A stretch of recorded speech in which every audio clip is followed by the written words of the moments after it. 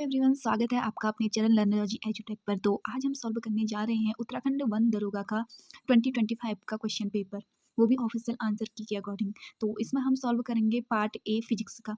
तो बने रहिए हमारे वीडियो पे एंड तक। चलो शुरू करते हैं। तो हमारा जो सबसे फर्स्ट क्वेश्चन है, दो कणों के बीच हुए संगठन में संवेग संरक्षण को निम्न के द्वारा समझा जा सकता है। इसमें हमको चार ऑप्शन दिए हैं। ऊर्जा का संरक्षण केवल न्यूटन के प्रथम नियम द्वारा, न्यूटन के द्वितीय व तृतीय नियम दोनों के द्वारा, केवल न्यूटन के तृतीय नियम द्वारा। तो इसका जो सही आंसर हो जाएगा वो हो जाएगा न्यूटन के द्वितीय व तृतीय नियम दोनों के द्वारा। इसी में हम दूसरा क्वेश्चन देखते हैं। यदि एक 100 वाट के बल्ब को एक दिन में 28,800 सेकेंड तक प्रयोग किया जाता है तो यूनिट्स में ऊर्जा खपत को बताइए। तो इसका जो सही आंसर हो जाएगा वो हो जाएगा 0.8 यूनिट। तीसरा क्वेश्चन हमारा है, किसी तड़ित झंझा द्वारा उत्पन्न ध्वनि तड़ित दिखाई देने के 7 सेकंड बाद सुनाई देती है। गर्जन मेघ की सन्निकट दूरी परिकलित कीजिए। ध्वनि की चाल जो हमको दे रखी है वो दे रखी है 340 मीटर पर सेकेंड। तो इसका जो सही आंसर हो जाएगा वो हो जाएगा हमारा 2.38 किलोमीटर। इसी में जो हमारा चौथा क्वेश्चन दे रखा है वो है, निम्न तीन परिपथों में लगे धारा मापी में धारा का मान होगा। तो इसमें हमारे दे रखे हैं फर्स्ट परिपथ ये है, दूसरा परिपथ ये है, तीसरा परिपथ ये है। तो इसमें से जो होगा हमारा सही आंसर वो हो जाएगा सभी परिपथों में समान रहेगा। हमारा पांचवा क्वेश्चन है, निम्न में से कौन सा सूत्र वोल्टेज की गणना हेतु उपयुक्त है। तो इसका जो सही आंसर हो जाएगा वो हो जाएगा हमारा किया गया कार्य बट्टे धारा गुणा समय, ऑप्शन बी।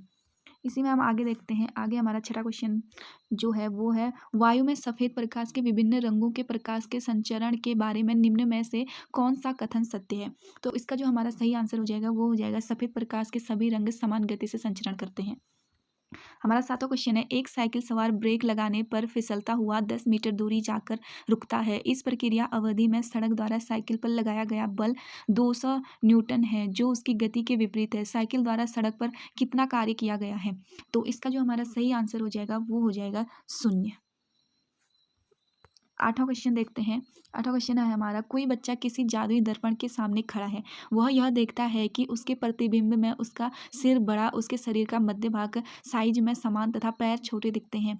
मैजिक दर्पण के शीर्ष से दर्पणों के संयोजन का क्रम क्या होगा।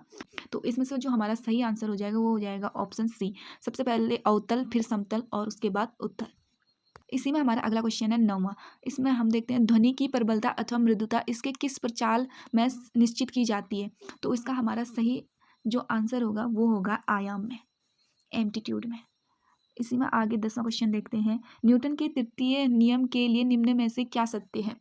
तो इसका जो हमारा सही आंसर हो जाएगा वो हो जाएगा हमारा ऑप्शन ए, क्रिया एवं प्रतिक्रिया बलों के परिमाण हमेशा बराबर होते हैं।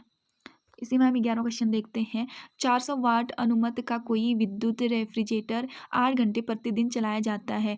3.00 रुपये प्रति किलोवाट की दर से इसे 30 दिन तक चलाने के लिए ऊर्जा का मूल्य क्या होगा। तो इसका हमारा जो सही आंसर हो जाएगा वो हो जाएगा ऑप्शन बी, 288 रुपये। अगला क्वेश्चन देखते हैं। अगला क्वेश्चन हमारा 12वां क्वेश्चन है, एक प्रकाश पुंज किसी बिंदु P पर अभिसारित होता है। अब एक 20 सेंटीमीटर फोकस दूरी का उत्तल लेंस प्रकाश पुंज के मार्ग पर बिंदु P से 12 सेंटीमीटर दूरी पर रखने पर पुंज किस बिंदु पर अभिसारित होगा। तो इसका हमारा जो सही आंसर हो जाएगा वो हो जाएगा ऑप्शन सी, +7.5 सेंटीमीटर। अगला क्वेश्चन देखते हैं 13वां, निम्न में से कौन से कथन गलत है। फ्लेमिंग के दाएं हाथ का नियम प्रेरित धारा की दिशा ज्ञात करने के लिए प्रयोग किया जाता है। और नंबर 2, भारत में प्रत्यावर्ती धारा हर 1/50 सेकेंड के बाद अपनी दिशा परिवर्तित करती है। तो इसमें से हमारा क्या सही होगा। तो इसमें से हमारा जो सही आंसर हो जाएगा वो हो जाएगा ऑप्शन ए, भारत में प्रत्यावर्ती धारा हर 1/50 सेकेंड के बाद अपनी दिशा परिवर्तित करती है।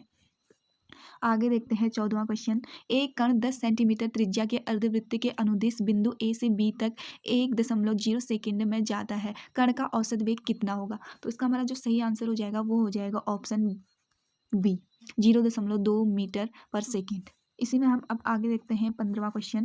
15वां क्वेश्चन जो हमारा है वो हमसे कह रहा है, एक ध्वनि तरंग की आवृत्ति 2 किलो हार्ज एवं तरंग दैर्ध्य 40 सेंटीमीटर है। 2 किलोमीटर की दूरी तय करने में तरंग कितना समय लेगी। तो इसका जो हमारा सही आंसर हो जाएगा वो हो जाएगा ऑप्शन ए, 2.5 सेकेंड। 16 क्वेश्चन देखते हैं। निम्न द्रव्यात्मक माध्यम के निरपेक्ष अपवर्तनांक का बढ़ता हुआ क्रम क्या होगा? तो इसका जो आंसर हो जाएगा वो हो जाएगा हमारा ऑप्शन ए, जल, बेंजीन, खनिज, नमक और हीरा। बढ़ते हैं आगे हमारा 17वां क्वेश्चन। 1.0 किलोवाट घंटा समतुल्य है, तो इसका जो सही आंसर हो जाएगा वो हो जाएगा 3.6 × 10⁶ जूल। किसी कील का एक सिरा नुकीला होता है और उसका कारण दे रखा है। समान बल को किसी कम क्षेत्रफल में लगाने पर वह अधिक दाब बनाता है। सही उत्तर का दिए गए कोड के अनुसार चयन कीजिए। 18वां क्वेश्चन देखते हैं। एक साइकिल सवार 1 किलोमीटर की दूरी 10 मिनट में तथा अगले 200 मीटर 50 सेकेंड तय करता है, उसकी औसत चाल क्या रहेगी? तो इसका हमारा जो सही आंसर हो जाएगा वो हो जाएगा ऑप्शन डी, 1.85 मीटर पर सेकेंड। इसी में हमारा 19वां क्वेश्चन है। इसमें 2 कथन दे रखे हैं, कथन 1 और कथन 2। इसमें जो पहला कथन दे रखा है उसमें दे रखा है किसी पदार्थ के एकांक द्रव्यमान का तापमान 1 डिग्री बढ़ाने के लिए आवश्यक ऊष्मा विशिष्ट ऊष्मा होती है। क्या ये सही है? अब हम आगे देखते हैं। अब हमारा कथन 2 है, विशिष्ट ऊष्मा की अंतर्राष्ट्रीय मात्रक प्रणाली अनुसार जूल, किग्रा इनवर्स, केल्विन इनवर्स मात्रक है। क्या ये सही है? तो इसमें जो हमारा आंसर हो जाएगा आंसर बी, कथन 1 एवं कथन 2 दोनों सही है। इसी में हम 20वां क्वेश्चन देखते हैं। निम्नलिखित कथनों को पढ़ें। एक व्यक्ति जिसे मायोपिया निकट दृष्टिता है वह दूर की वस्तुओं को साफ देख सकता है। एक व्यक्ति जिसे मायोपिया निकट दृष्टिता है वह पास की वस्तुओं को साफ देख सकता है। एक व्यक्ति जिसे हाइपरमेट्रोपिया दीर्घ दृष्टिता है वह पास की वस्तुओं को साफ देख सकता है। एक व्यक्ति जिसे हाइपरमेट्रोपिया दीर्घ दृष्टिता है वह दूर की वस्तुओं को साफ देख सकते हैं।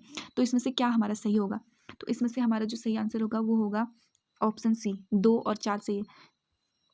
यानी कि एक व्यक्ति जिसे मायोपिया निकट दृष्टि दोष है वह पास की वस्तुओं को साफ देख सकता है, और एक व्यक्ति जिसे दीर्घ दृष्टिता है वह दूर की वस्तुओं को साफ देख सकता है। इसी में हम अगला क्वेश्चन देखते हैं, हमारा 21वां क्वेश्चन। पौधा घर गैस के संदर्भ में निम्नलिखित कथनों पर विचार कीजिए। तो इसका जो ऑप्शन दे रखे हैं हमें, मेथेन पौधा घर गैस है, नाइट्रस ऑक्साइड पौधा घर गैस है, जलवाष्प पौधा घर गैस है, CO2 पौधा घर गैस है। तो इसका जो हमारा सही आंसर हो जाएगा वो हो जाएगा ऑप्शन डी, सभी कथन सत्य हैं। चलो अगला क्वेश्चन देखते हैं। अगला क्वेश्चन हमारा 22वां क्वेश्चन है। नीचे 2 कथनों को अभिकथन ए और कारण आर के रूप में चिन्हित किया गया है। इसमें हमें कथन भी दे रखा है और उसका कारण भी दे रखा है। हमने देखना है क्या इस कथन का यह कारण सही है या गलत। चलो देखते हैं। तो इसका जो हमारा सही आंसर हो जाएगा वो हो जाएगा आंसर ऑप्शन नंबर ए, अभिकथन ए और कारण आर दोनों सत्य हैं और कारण आर अभिकथन ए की सही व्याख्या है।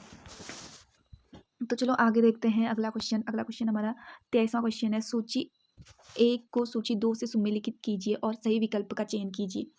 तो इसका जो सही आंसर हो जाएगा वो हो जाएगा हमारा आंसर नंबर सी, यानी कि जो हमारा फर्स्ट होगा, शरीर के अंदर उत्पन्न आवाज़ों को सुनने के लिए जो यंत्र प्रयुक्त होता है वो स्टेथोस्कोप होता है, और दूसरे का यानी कि बी का समुद्र की गहराइयों को मापने के लिए प्रयुक्त तकनीक है सोनार। 20 हर्ट्ज आवृत्ति से नीचे की ध्वनि तरंगे हैं अपश्रव्य। 20,000 हर्ट्ज से अधिक की ध्वनि तरंगे हैं प्राश्रव्य। तो इसका आंसर सी हमारा सही हो जाएगा। इसी में हमारा 24वां क्वेश्चन है। निम्न में से कौन सा वेग समय ग्राफ असमान त्वरित गति को प्रदर्शित करता है? तो इसमें दे रखा है हमारा ए का ग्राफ, बी का ग्राफ, सी का ग्राफ और डी का ग्राफ। तो इसका जो हमारा राइट आंसर हो जाएगा वो हो जाएगा ऑप्शन नंबर सी। तो बढ़ते हैं नेक्स्ट क्वेश्चन, आज का हमारा अंतिम क्वेश्चन 25वां क्वेश्चन। तो अंतिम क्वेश्चन हमसे बोला निम्नलिखित कथनों को फ्लेमिंग के बाईं हाथ के नियम के संदर्भ में पढ़ें।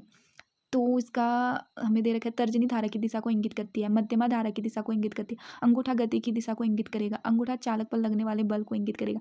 तो इसका जो सही आंसर हो जाएगा वो हो जाएगा ऑप्शन नंबर बी, मध्यमा धारा की दिशा को इंगित करेगी और अंगूठा चालक पर लगने वाले बल को इंगित करेगा। तो ये थे वंदरोगा 2025 में पूछे गए आज के क्वेश्चन। ये था फिजिक्स का पार्ट। नेक्स्ट वीडियो में हम केमिस्ट्री का पार्ट सॉल्व करेंगे और उसकी वीडियो आपको जल्द से जल्द प्रोवाइड कर दी जाएगी। केमिस्ट्री का पार्ट देखने के लिए आप हमारे चैनल को सब्सक्राइब कर लेना।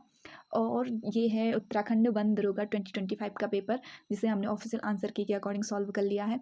ऐसी और वीडियो देखने के लिए हमारे चैनल को सब्सक्राइब जरूर करें। Thanks for watching.